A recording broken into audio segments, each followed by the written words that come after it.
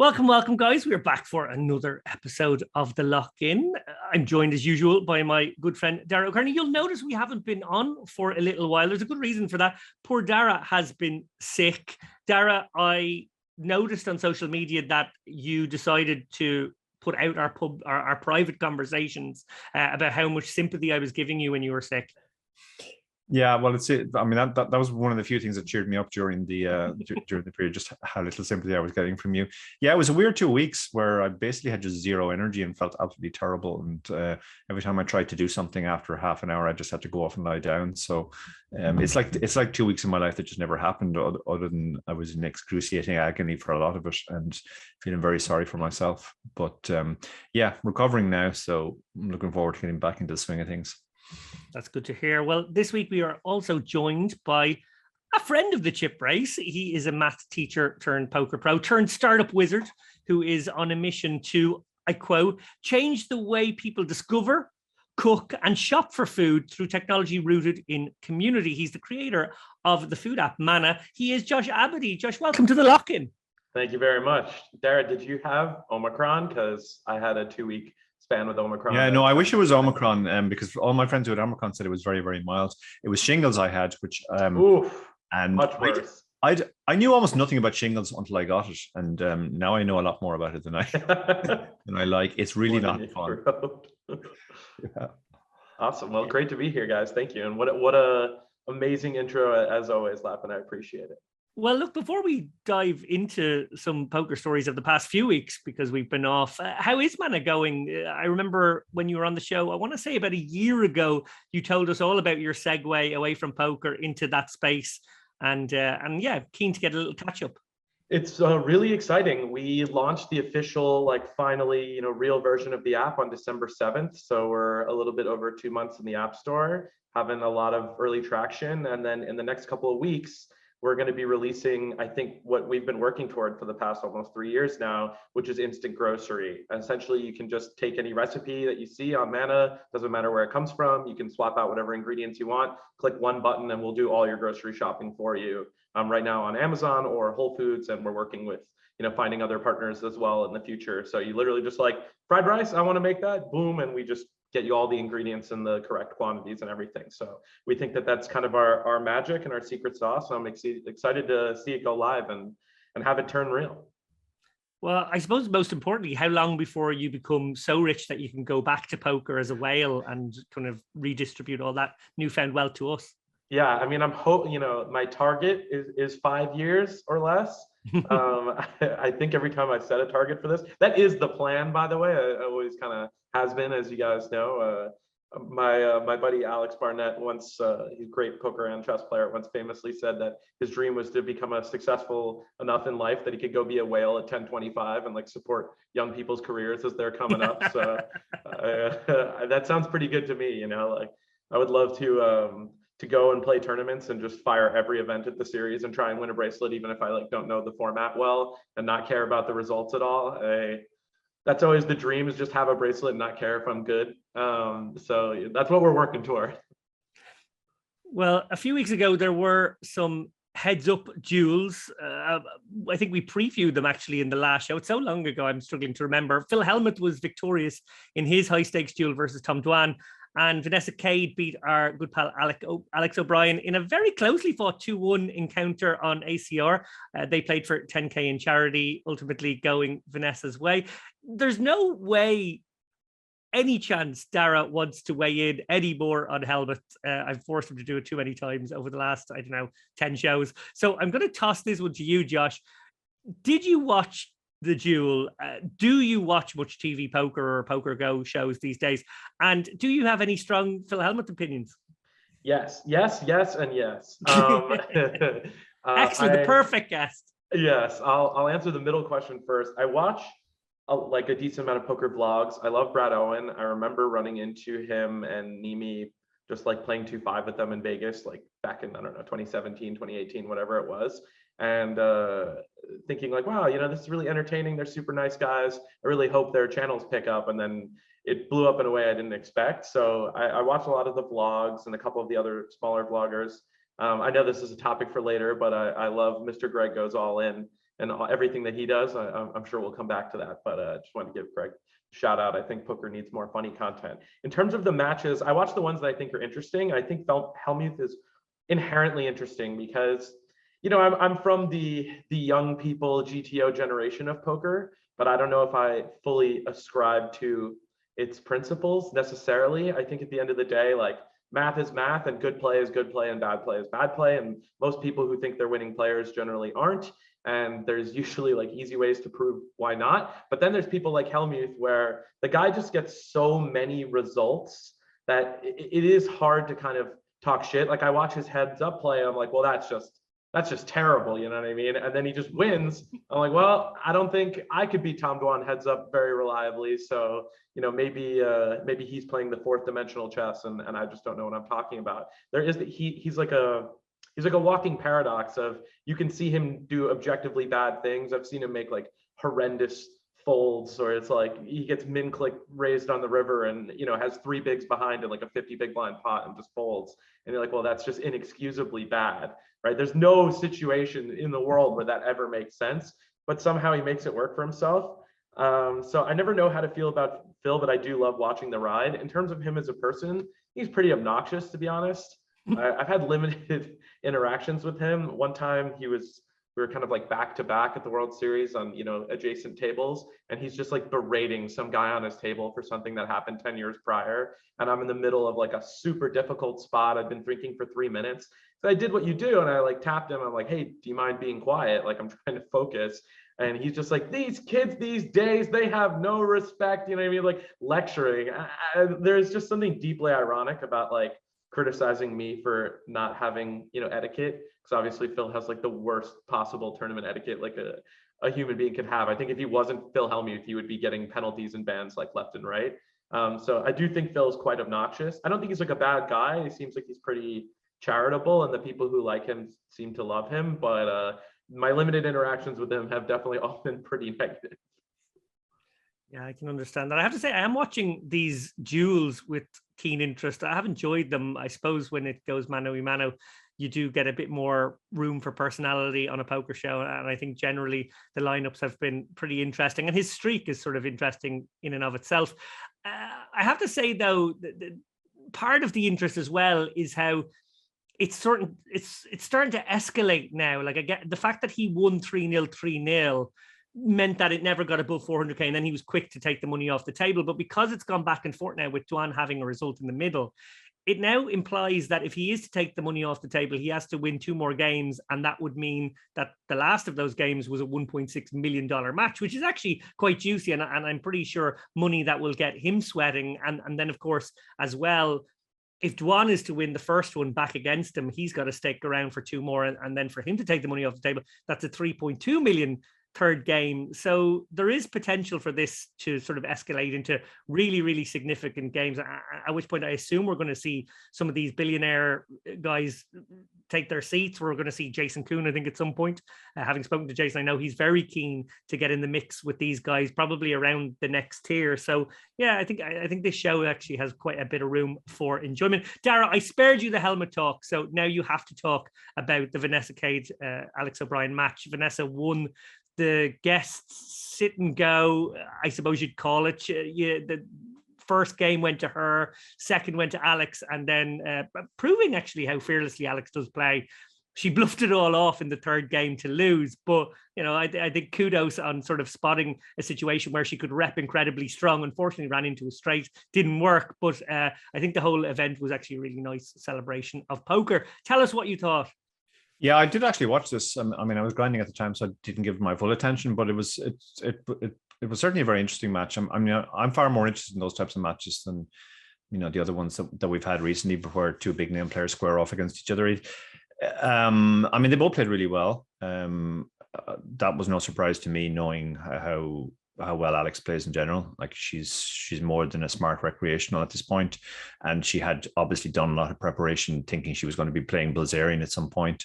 I think that's the match you'd really like to see. Part of the problem, I think, with Kade versus Alex is, like, there's no villain there. There's nobody really to root against. I felt kind of bad rooting for Alex because it meant I was essentially rooting against Vanessa, but it would be much more interesting to see her playing an arch villain like Bilzerian, where we could throw popcorn at the screen every time Bilzerian says something stupid. But yeah, I mean, you know, it was high quality play. Fair play to ACR for putting it on, and essentially stealing Gigi's thunder on this, since Bilzerian has been dragging his heels. I think it's also good for poker in general, just that, you know, all of the duels we've seen so far have been, as you described it, mano a mano, which is an incredibly macho phrase, and this one wasn't. So but it just means like arm in arm, doesn't it? It's not. Yeah, like I know. I'm obviously joking. It means hand-to-hand combat. I know, yeah, but it sounds more macho than it actually is. But it does a bit. Yeah, this one mano, if you want to call it that. I like it. Well, look, Alex ended the match by saying she's still up for that long-awaited match versus Bilzerian. So maybe, just maybe, that 2020 prize that she won will be honored in 2022. Who knows? I suppose this is probably a good time to segue into something that I've just recently written. So I just literally moments ago finished an article for VSO News about the long-awaited, much anticipated, as it always sort of is, high-stakes poker show, which they just put out, I think, season 9 premiere. And I have to say, it was the biggest fucking snooze-fest of a show I've ever watched. Unbelievable amounts of credit to Gabe Kaplan and, of course, AJ Benza as well, who I think probably saved it from being the worst hour of poker TV ever. Nothing happened. There were no significant pots. Ivy played like a nit inexplicably. Everyone played seemingly really tight. If that was the best sort of 8 hands they could find in I don't know how many hour block, God help us all for the rest of this show. But I really found it tough to watch. And I suppose I was going to ask you guys, and maybe throw it to you. You go first, Josh, here, which is that, like, they're sort of trying to bottle magic for a second time, or they're trying to recreate what was great about, let's be honest, probably pound for pound the best ever TV poker show, that I think people of our vintage certainly have a real soft spot for. Maybe certainly the first 5 or 6 seasons of that one were just such good TV. And I suppose throwback to a simpler time, maybe when the action was looser and everyone was playing over their heads, and there were probably very few people staked in those games. So it was all a bit nutty, but they just sort of failed to make this anything other than, I don't know, a poker after dark, where they just put a few potted plants in the studio. I don't know, it just doesn't feel right to me. Yeah, I mean, I wonder if, I know Ivy said to Joe Ingram that he's been going to a lot of therapy and, like, you know, taking time off poker. I wonder if the therapist told him to start knitting it up a bit and relearning the value of a dollar. He folded king queen to a single raise at one point. Oh my God, that's easy 3-bet and then 5-bet over the 4-bet and get it in, right? I mean, Come on, right? That's the Ivy I grew up with. Now, I do agree. I think your point is astute. Gabe Kaplan, when I was, you know, a teenager watching Poker After Dark and high stakes poker and like, you know, all that stuff on, what was it, CNBC at like 2-3 in the morning. I remember anytime I was like stressed out in high school and I would fall asleep and wake up at 3 in the morning, it would always be on. Even my mom would watch it with me late at night sometimes. It's so funny. And, like, really, like, I think what made me fall in love with poker, it was a different time, right? Like, Kaplan wasn't famous for his analytical takes on you know, post-flop sizings. It was more about the storyline and the making you realize, and the people. You had Jamie Gold coming in and, like, punting off $1 million to Ali Alezra, and you could just watch a man go from, like, zero to rich to broke, and there was something so raw about it. And I think you're right. Like, I don't think people were staking each other. No one was selling, you know, 21% pieces and swapping with 3 other people at the table, right? It just wasn't like that. I personally, I'm not sure if this opinion is substantiated by data, but I think that we're in a different era now.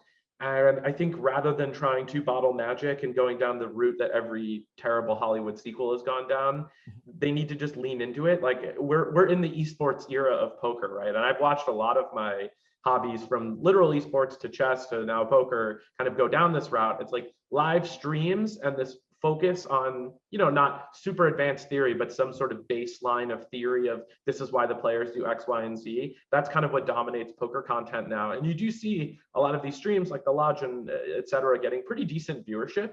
So I don't know if it's impossible to recreate what they once had. I definitely agree with you that so far, not so good. Maybe if the players loosen up a bit, or if the deck just does the audience a favor, we might end up with some some dynamic content, but right now I am nervous that they're trying to make a 2010 era show in 2022, and that might just not be possible. Yeah, I think they're all really good points. And I suppose the thing that stood out for me was that even though everyone else was sort of playing a tippy-tappy kind of poker, it lacked the dynamism and probably the grudges as well. I think grudges coming into it were sort of a part and a feature of it. And again, it's not like the players shouldn't play looser because they owe it to the audience, and they shouldn't have fights with other guys at the, in the studio because they owe it to the audience. But it just was, that was a feature of the show back in the day. So that's missing, because ultimately good TV is conflict. And there's just very little conflict, and therefore it's very damn squibbish sort of TV. Saved only, as I said, by Gabe Kaplan being hilariously funny, because as soon as he realized that everyone was knitting it up, he started taking the piss out for knitting it. As soon as he heard Negranu talk about chess like a fish, he started slagging him off. As soon as he heard, I think it was Dwan trying to be an epidemiologist, he started taking the piss out of him. So that sort of saved things, really, that, you at least had him on your side as an audience member mocking them. But it shouldn't really be that way. It should really sort of work as a show without too much of that. Dara, your thoughts just generally? I know you haven't watched it specifically. Yeah, no, but I think with any show like this, the lineups are absolutely essential, and it sounds like the lineup was just completely wrong. I've been watching quite a few live streams recently, Live at the Bike and Hustler, and one thing they do is they make sure that there's lots and lots of recreations in the mix, and that always, well, that encourages other pros to play looser, and it just drives the action. And that's what you need. Like, you don't need a table of 8 crushers and 1 fish. You need a table of, I mean, Hustlers sometimes boast about the fact that they only allow 1 pro per game. And that is kind of the ideal, really.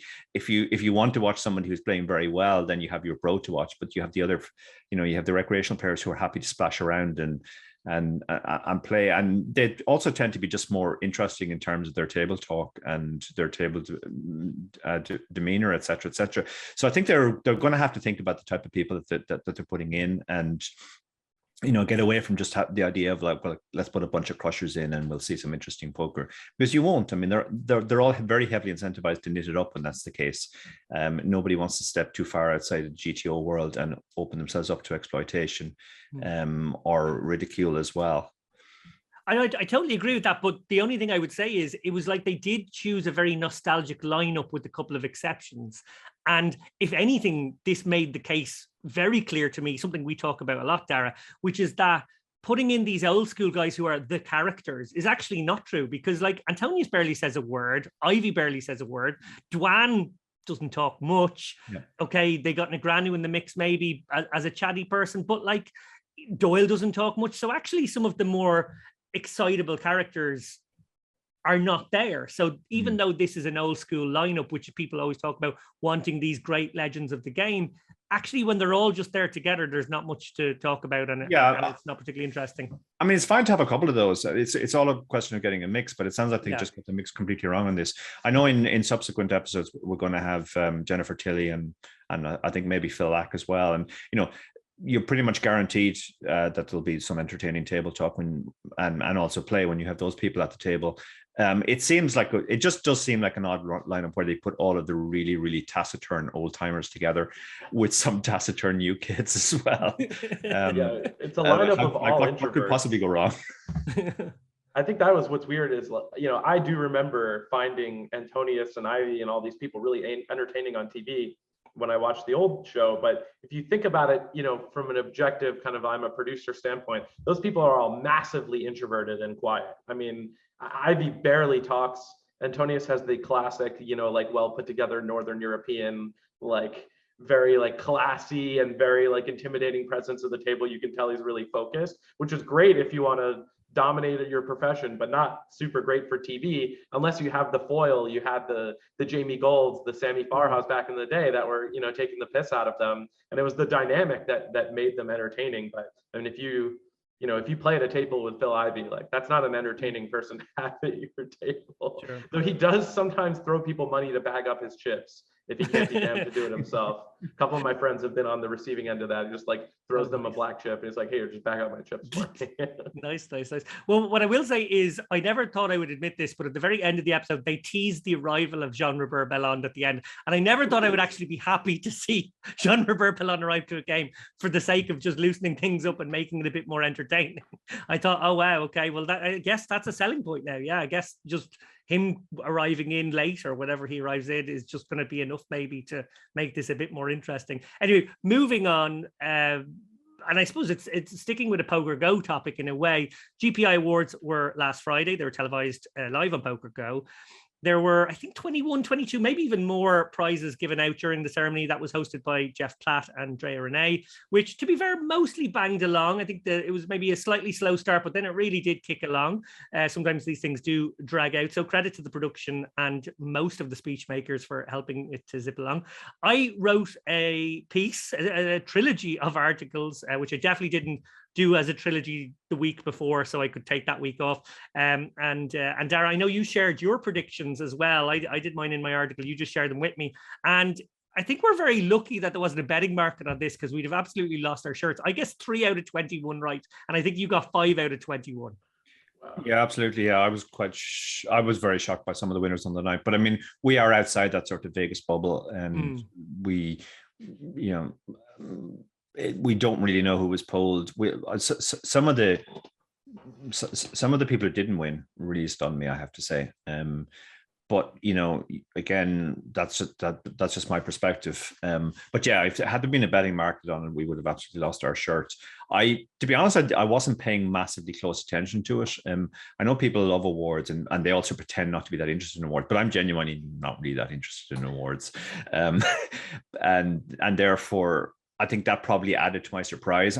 Maybe if I'd been paying more attention, I would have heard more buzz about, oh, this person's going to win, and I wouldn't have been as stunned on the night going like, what? How did that person win? But yeah, it's. I mean, awards are problematic, and I said this to you earlier when we were talking about awards. Like, I've seen it in other areas that I've been involved in. People always think awards are going to be great and everybody's going to be happy and we're all going to come together as a community.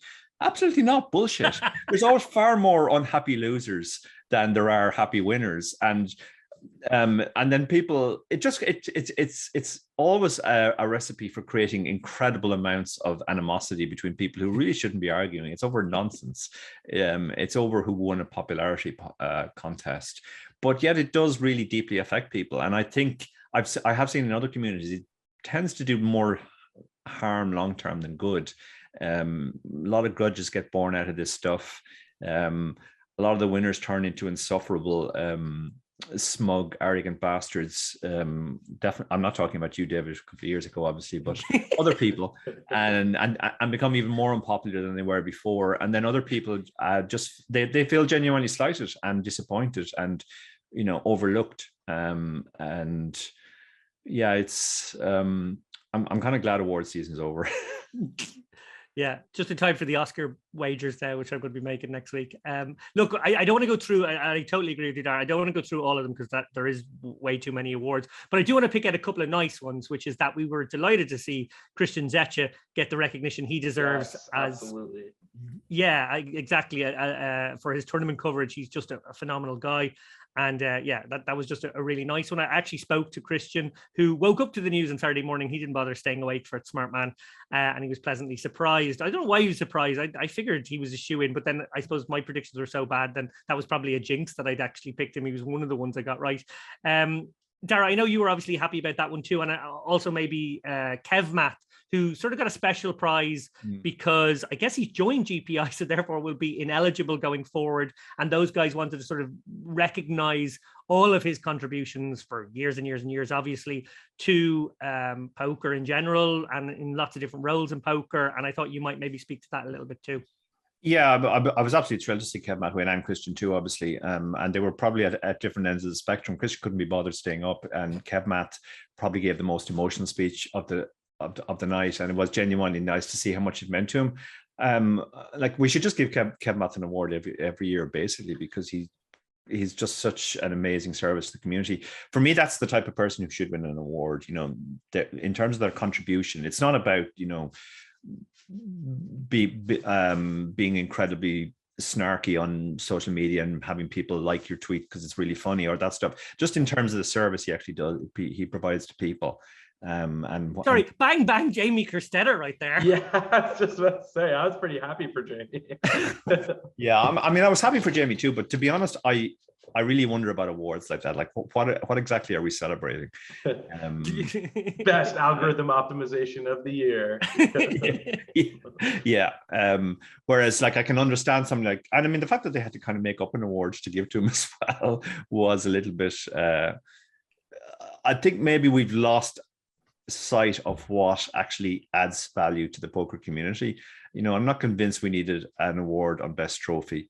I'm not convinced definitely not by stuff like best Twitter personality as awards either. Like, but you know, somebody like Hellmuth and Christian, and I mean, they contribute so much to the poker experience of people around the world that I think that's really what we should be celebrating. Well said, Dara. Well, Josh, did any winners catch your particular eye?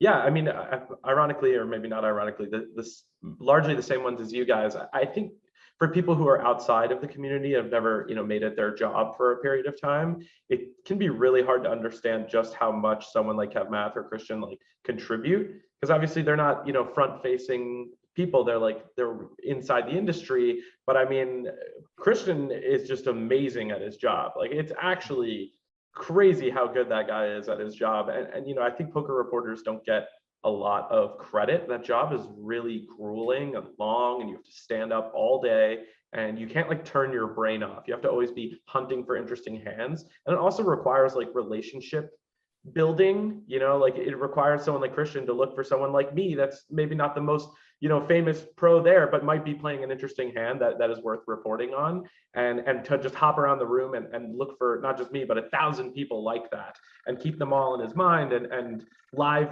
keep track of the action. Like, there's really a lot going on. And then Hellmuth, I mean, there's nothing I can say that everyone else won't already say, but he's just like a ball of sunshine. Every time I'm depressed at WSOP, I always seek him out as like a method of like instant therapy. I'm happy for Jamie.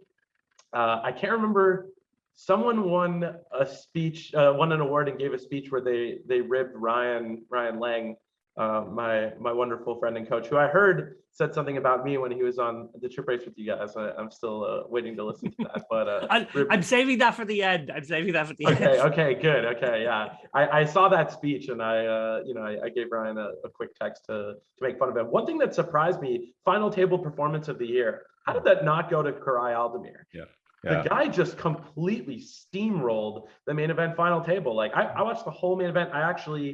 People may not know, one of my best friends from poker, Sean Ragazzini, got, I think, 12th in the end. Here I was in my apartment in Brooklyn, 6 a.m., packing a suitcase to fly overnight. I was going to work on the plane and then just show up for the final table. It's like 6, I'm literally, panicking. And then next thing I know, he's out, and I'm just like intensely watching. And at that point, I felt like I was pot committed to watch the final table as well. And Karai just steamrolled everyone. I mean, he played disciplined but aggressive.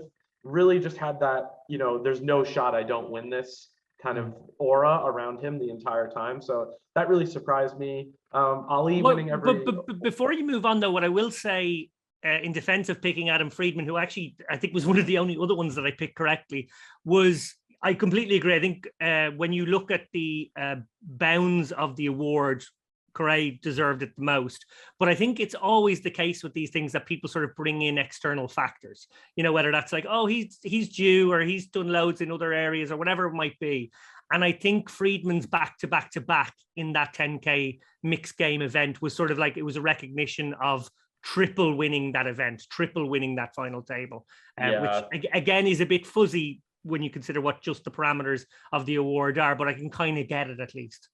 Yeah, I do understand that it is like a pretty amazing achievement, no question. The one major shout out I wanted to give is to Mr. Greg Goes All In. I think Greg is one of my favorite just discoveries. I'm a YouTube addict in general, and I think poker, if it wants to take the next step in 2022 and attract a new crowd of today's young people, just needs more people like Greg. Like, I think someone like Greg brings way more value to growing the community than a lot of the personalities that we've had since I was 8 years old and discovered poker myself in 2002 and 2003. Like, those people are great and all, but even people my age are already a little bit too old to bring in new young people. I think Greg's awesome. I am sad he didn't win. I thought he deserved to win for sure. And I wanted to take this opportunity because I know he posted a very honest video about his like results in poker so far and how he's a losing player. So Greg, if you're hearing this, I am offering free coaching.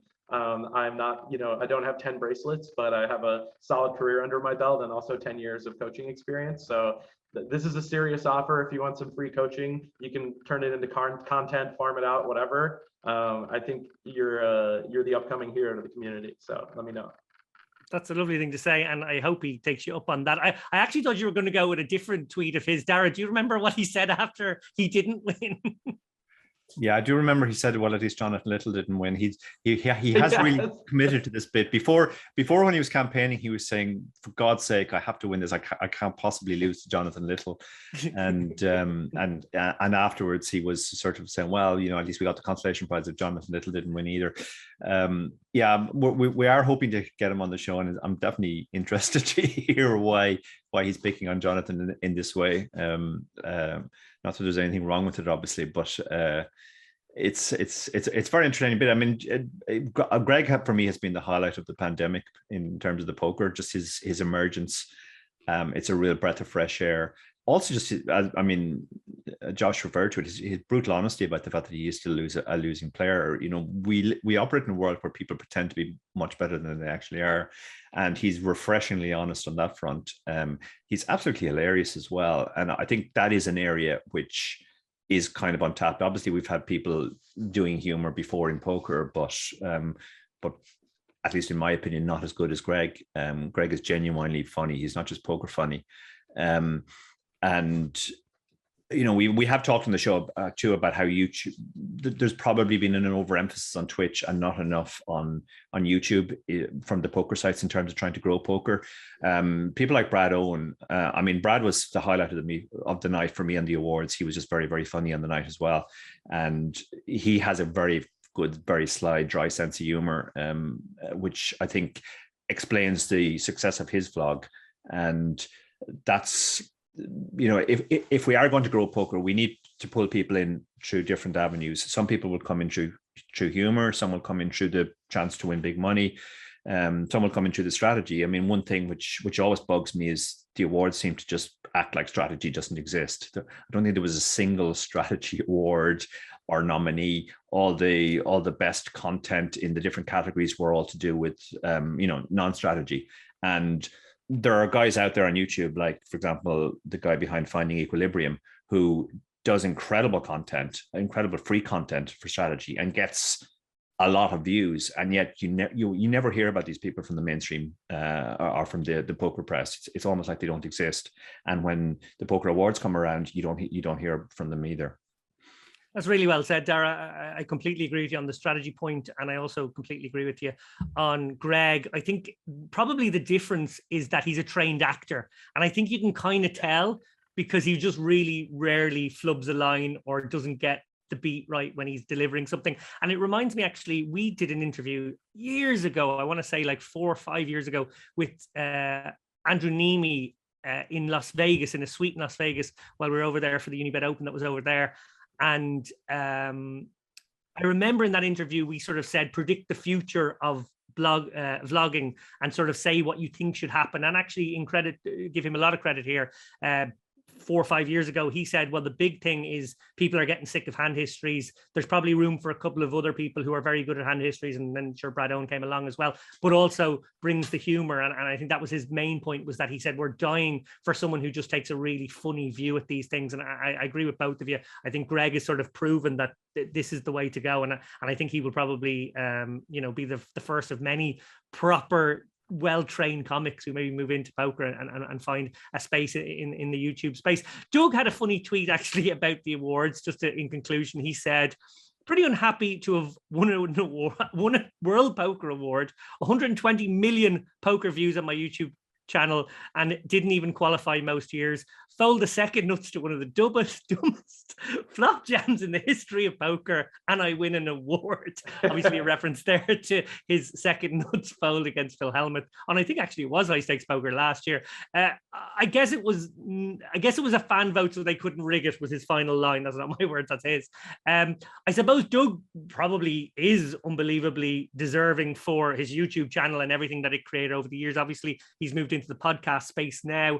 And while his podcast isn't around too long, it's only been up maybe a few months, he's sort of moving into the poker space, but always like with one arm into something else. Maybe it's crypto or maybe it's something else. And credit to him on that. He's keeping it very interesting. I think he's green and new to podcasting, but I can see him becoming better and better and better at that as he was, when he was making his videos and his funny videos and his news videos and his strategy videos. I think he's going to crush that space too. And I think he's a very important member of the poker community, as so long as he stays in it, that he can, maybe bring a lot of people to poker. Obviously, he has a vested interest now with the lodge. Speaking of Doug, and this brings me nicely to the next bit, he's currently compiling for his podcast a list of the best 100 poker players of all time for the purposes of a sort of podcast series, I suppose it is. He's taking suggestions from the poker community as we speak, although I think he's probably finalizing it now. I think the list has been refined day over day for the last little while.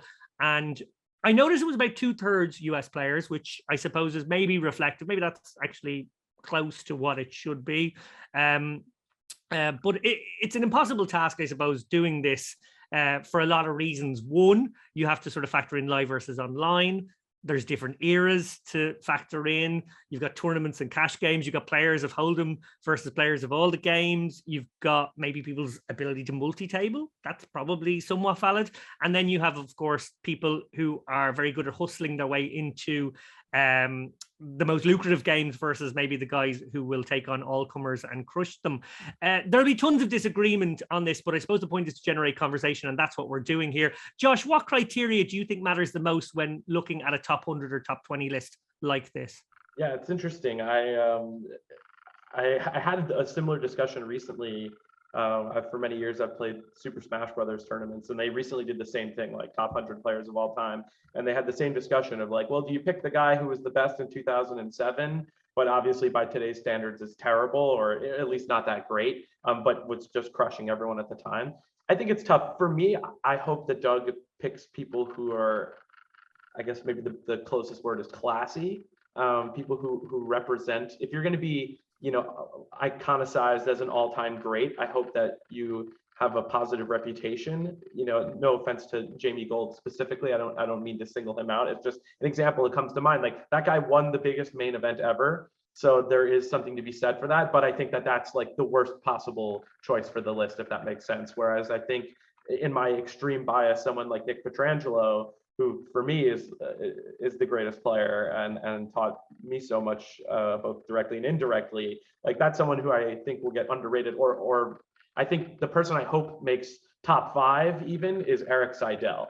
Like, Seidel is just an older guy. He's also a really strong chess player, higher rated than I am. Super nice guy, really well-rounded, can play live, can play online. As the years have gone on, no one has ever accused him of becoming washed up, right? I mean, every other player from the past has had kind of ups and downs. Negreanu, oh, he was like slumping, he's not that good anymore. He got coaching and now he's like back toward the top of his game, and credit to him for that. But Seidel just quietly out here crushing people my age and beyond like it's nothing, like it's just a day at the office. So I think well-roundedness, I have a huge bias toward live because I'm a live player and I like online, but it's never where I made my career. I do think the online players are quote unquote objectively better. I don't know if I care about that necessarily. I think it's more about the impact that you've had on the game. And I think it's hard to say that, Isildur has had a bigger impact than Phil Ivey, even if Isildur is like on paper, according to a computer, probably a better player, or whatever example you want to use. But I do think there are some people from the online space like Ben CB that 100% deserve to be on the list,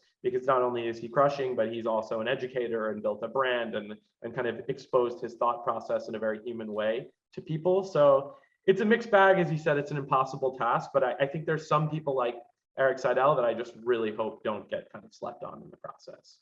Yeah, I have to say, I'd be really happy to see Eric Seidel win it, to be honest, come number one. I think he's actually a really decent candidate for sort of all-rounder who's survived the test of time, still punches with the big boys now, and sort of never, as you say, slipped where, as you pointed out, some guys were from different eras. Obviously, Doyle has to be in the mix for across eras. And in a way, you know, he's played very little poker relatively in the last 20 years. But then I think a lot of people will talk about Bobby's room, which is sort of a closed space. But then, you know, only if you're in Bobby's room have you really played the best of the best. I'm not sure I fully buy that, but I do get it. And it's obviously where the biggest mixed games have been, the guys who are most rolled to play them. So I think there's going to be loads of counter arguments all the time. What I wanted to get your specific take on, Dara, because one person I was really shocked to see not on the list at all is probably the best, or at least one of the greatest ever online players in, well, and I suppose it is tournament online players in Lena. Nicholas Ashtet is like, you know, pound for pound, one of the greatest of all time, yet didn't even make Doug's top 100. And I'm not sure Doug even know who he was. So can you maybe weigh up online versus live, maybe with the sort of focus on, well, since Black Friday, really all the online stuff has been mostly European people grinding probably the highest quality of game in that space. Yeah, I mean, all these guys who tend to be online crushers, they tend to be get it quietly guys anyway. So, you know, they wouldn't even necessarily register on the radar of somebody like Doug, and I think that's part of the issue. But I think also, you know, it's not just, as Josh said, it's not just about who's the best. I mean, if we're talking about who's the technically best, then it's probably the best players in the Zoom pool right now. They're probably the greatest players of all time, just in terms of how good they are at poker. But you know, they have zero impact on the poker world in general. They make a very good living from it. They're very, very good at what they do. But I think you kind of have to look broader and see in terms of longevity, long-term impact, all that stuff. It's not just about who's technically the best. So I think Lena falls into that category of, like, obviously he's technically an amazing player and he has largely plied his trade online, and therefore out of the public eye. And he's suffering from that, and that's why he's not on the list. Obviously, he should be on the list, in my opinion, but I can understand why he's not high up the list. I mean, I agree with you guys that Seidel is remarkable in how long he's been in or around the top, and he's never really had that period where people have said he's washed up. But I think in terms of just the biggest impact, I think it's very, very hard to look beyond Doyle. I mean, he literally wrote the book which popularized the game. He spans all the eras. He goes back to that old Texas Road Gambler era. He's the guy essentially who brought poker, who elevated poker above that with Super System and turned it into something different, and essentially invented the whole modern era. And at whatever age he is now, he's still around. You know, we saw him play on a WSOP feature table and play extremely well, and people were shocked to see a guy at his age still playing so well. And you know, maybe it's mostly private cash games that are away from the public eye, but it's clear that even at the age that he is now, Doyle is still a very, very good player. And I don't think anybody else has or is likely to achieve that longevity, with the possible exception of Seidel, who you know, is incredibly well-rounded and looks after himself and is a very smart man. But right now, I would find it very hard to look beyond Doyle. Yeah, I think that's great take. Yeah, I like that. Dara, I want to, while we're on the subject of, I suppose, you analyzing people's games and who's good or not, you wrote a fantastic article this week for Vegas Slots Online News. You're sort of doing a blog style articles for those guys, which I think is perfectly in your wheelhouse. It's sort of where I think people are going to get your blogs for the next while, and they're always an insightful read. This one was called Why Most People Lose at Poker. So I suppose maybe, you know, tease it, don't give away, make people still want to go and read the article, but maybe tease us one or two reasons why. Yeah, this is something which is, you know, I've thought about it since the start of my career, because probably the question I get asked most often when I go out to play live is, how do you win online? What do you need to do? How do I what's the magic trick? What's the magic secret? People think that there's like one tip you can give them and they're going to go away and instantly start printing money online. And I first wrote about this well over 10 years ago when I came back from a live event, which was at a lower buy-in than I was used to playing, and was quite shocked at not just, well, I wasn't that shocked by the standard, but I was shocked by the whole sort of mindset around those types of players who just constantly complain about bad luck, believe that everybody who's doing well must be just insanely lucky, and just all this sort of negative self-defeating talk around that sort of type of player. And for me, kind of summed up why those players lose and why they will always lose, because they're just coming at it from a really bad point of view. Now, when I wrote that blog, that initial blog 10, 12 years ago, whatever it was, I expected a lot of blowback from those, and actually it never came.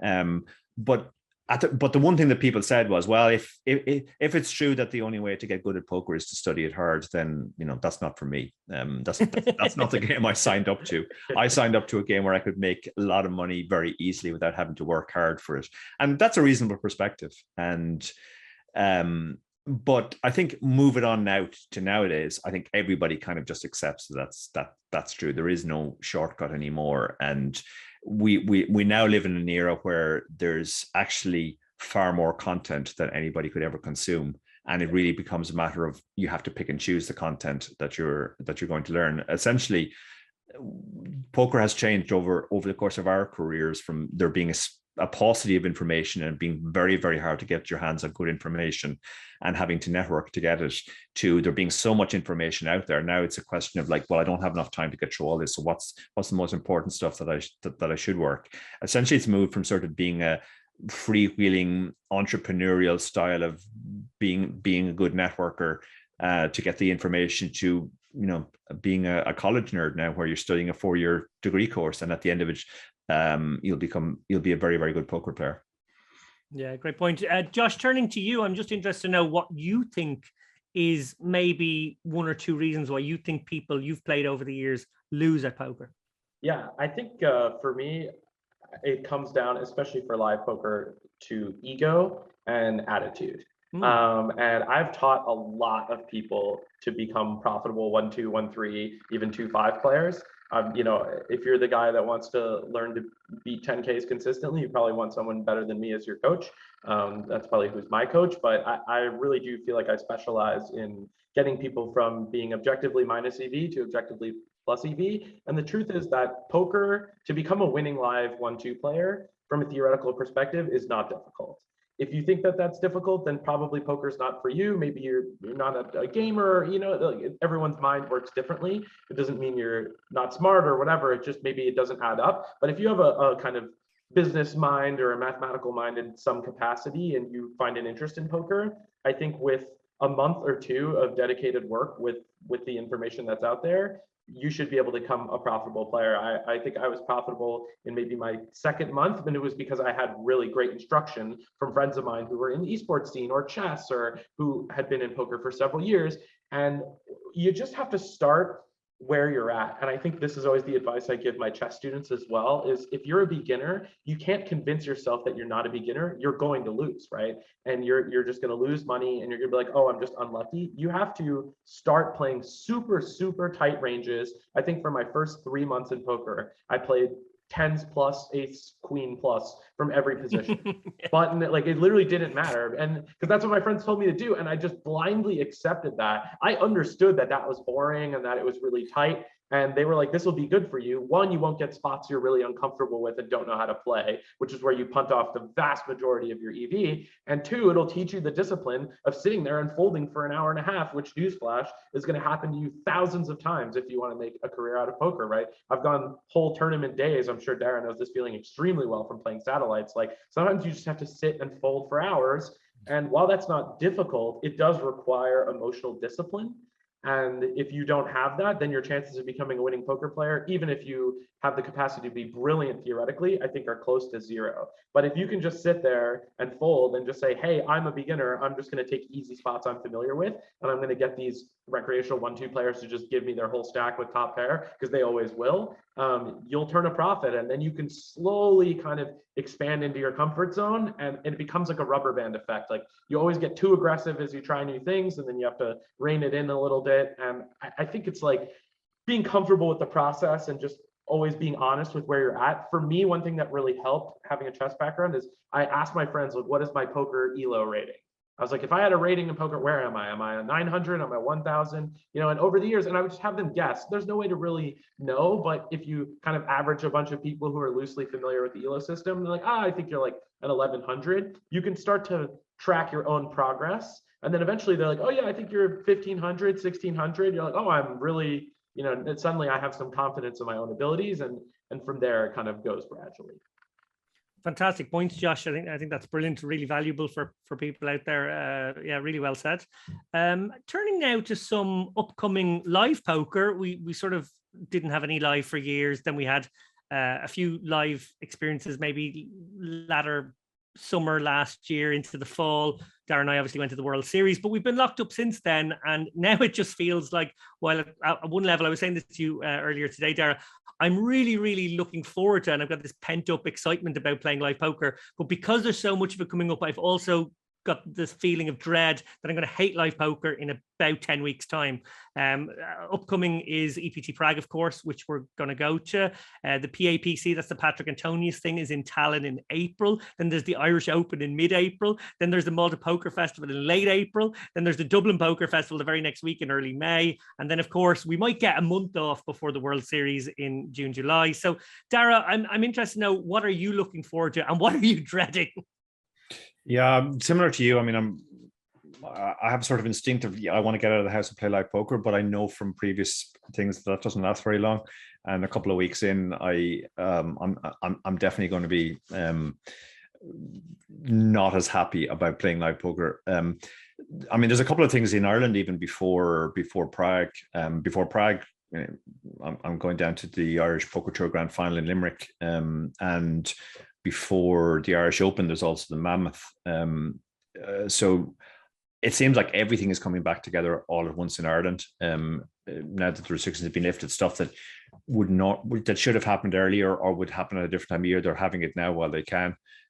So it's going to be pretty much back-to-back live poker, I think, for us from now basically until the end of the World Series. Oh God. I in my mind, I thought we had a little break, but you're probably right. There's probably like a 2-week gap between all this other stuff and the World there Series. really isn't. I mean, I'm really looking forward to the Norwegian/Irish Open. That's always a highlight of every year, but I think it's going to be particularly good this year because there's such a huge pent-up demand for live poker in Ireland.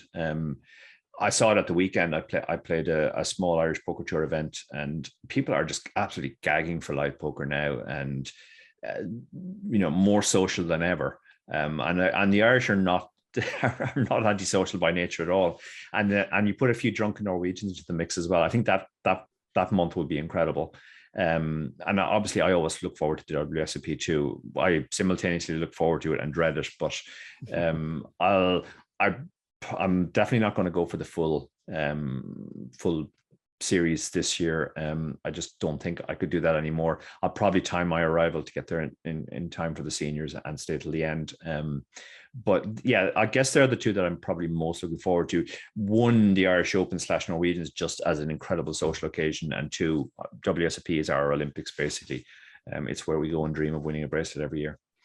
Absolutely. Yeah, no, I have to say I'm looking forward to all of them in a way, but I'm also sort of dreading them, like I said. But what I'm delighted to say is that Unibet have now partnered up with the Malta Poker Festival. So there will be some satellites on the site. I think as soon as the Unibet Open, which is in about 8 or 9 days time, is finished, I think we're going to just sort of keep all the liquidity for our own Unibet Open online. But as soon as that's over, we're going to pump all the liquidity for satellite grinders into the Malta Poker Festival. I want to kind of do a leaky lap in here, Dar, but I really feel like I could be getting myself into trouble. I feel like the boss could be over the shoulder here. But let me just put it this way. There are at least 2 other festivals that we're in we're far along our talks with maybe partnering with as well. They might even be some of the things I mentioned there in the list.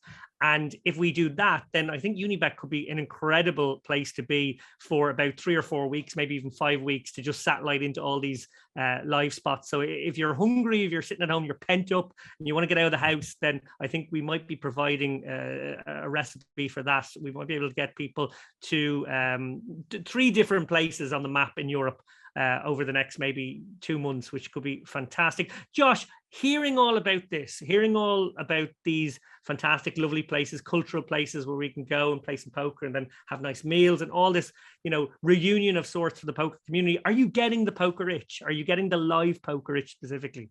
Horrifically, yes. Especially I think the metaphors used about being hungry and recipes have, it's kind of doubling down my, why I don't have time to play live poker, which just feeds the itch even more. I actually played 1-3 at Encore Boston Harbor a couple of weeks ago for maybe 3 hours. It was my first time playing live poker in 2.5, 3 years, something like that, since the pandemic and I started my company. And I got 3-outered in my first hand. I got it all in on the turn, and I got 3-outered in my first hand, and I didn't even care. I had so much fun just playing 1-3, and my table was like reasonably chatty and people were friendly. The table wasn't even that soft for a random 1-3 table, but I noticed, I was like, wow, I used to dread putting in hours at 1-3 or 2-5. It was just like, got to get some extra income. Like, it's an important part to make sure, because obviously playing tournaments for a living is super swingy. So I always tried to fit some cash in to stabilize. And here I am, I'm just playing 1-3. I'm like, this is the best experience I've ever had. So yeah, I mean, I love, as Darren knows, I love the Irish Open. I think that's probably my favorite tournament in the world. Come over for that then. Yeah, I would love to.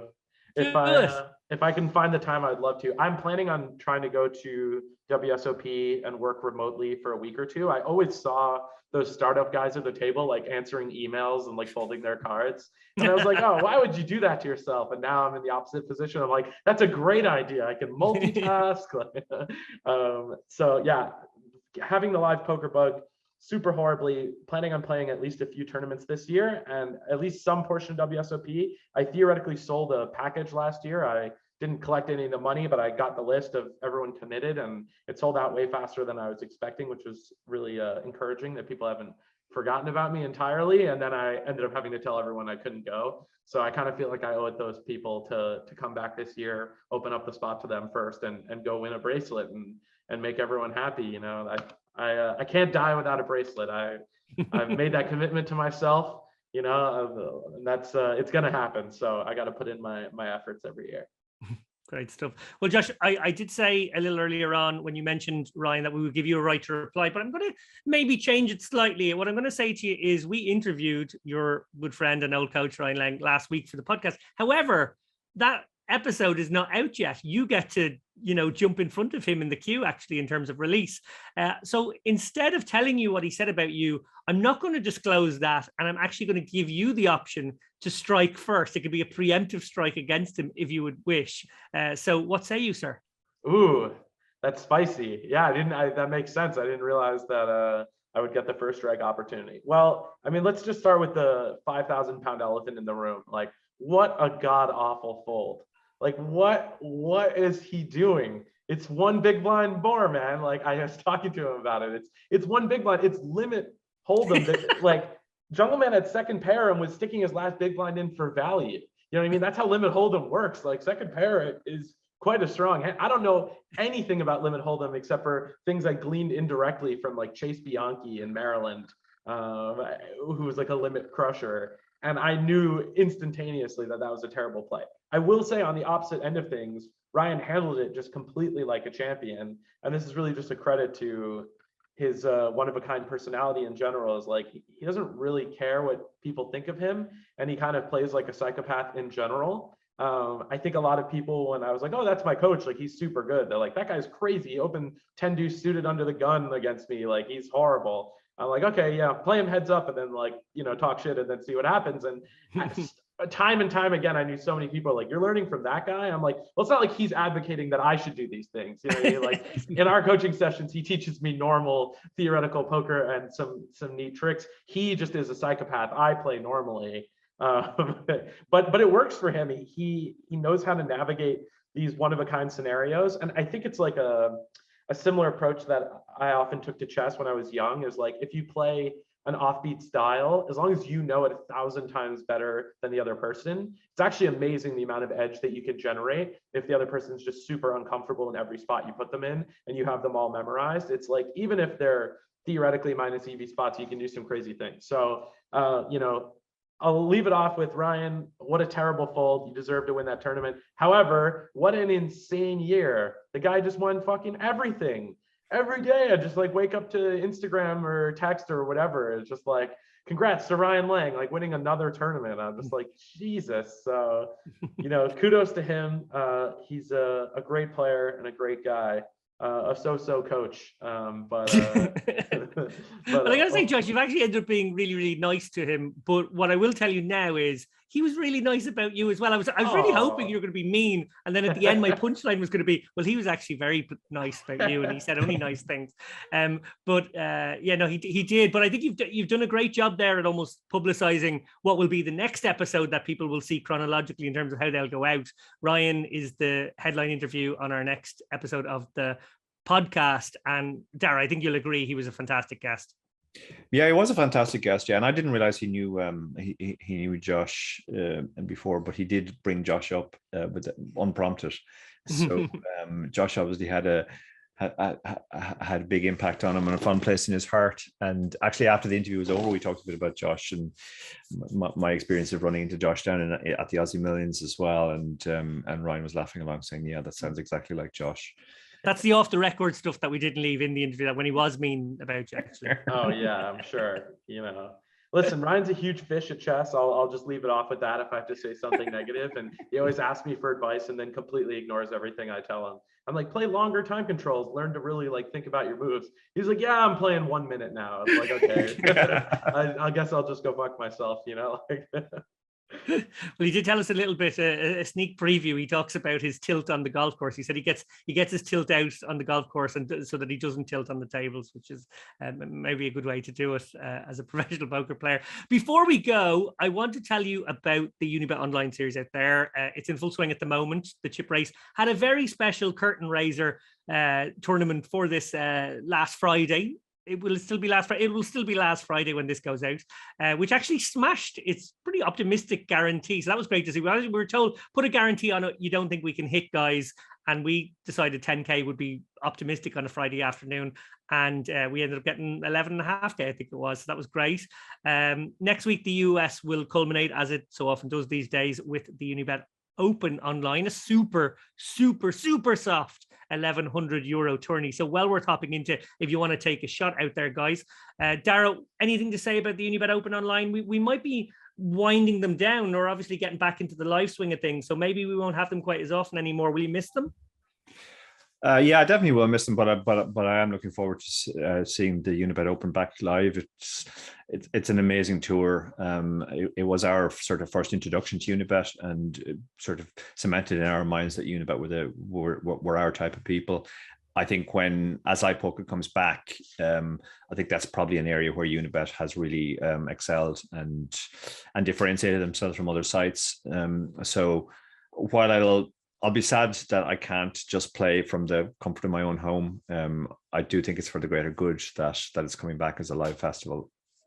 Yeah, here. Hopefully we will have one before the end of the year. I know there is no definitive news on that at the moment. I suppose at the moment we're tentatively getting our feet wet now with live poker again. These partnerships, as I mentioned, with some of these really fantastic European live events, partnering up with people who, let's be honest, have had a really rough couple of years trying to organize events during this pandemic. If they were lucky, they got a few off maybe last fall, but they haven't been able to get much going. And I know supporting them is appreciated. And I know that's what Unibet want to really focus on in the next maybe 6 to 9 months. Maybe throw in a little cheeky Unibet Open in there in the mix as well. So fingers crossed for that. We're optimistic, but of course it has been a very different world the last little while, and I think we've reacted very well overall.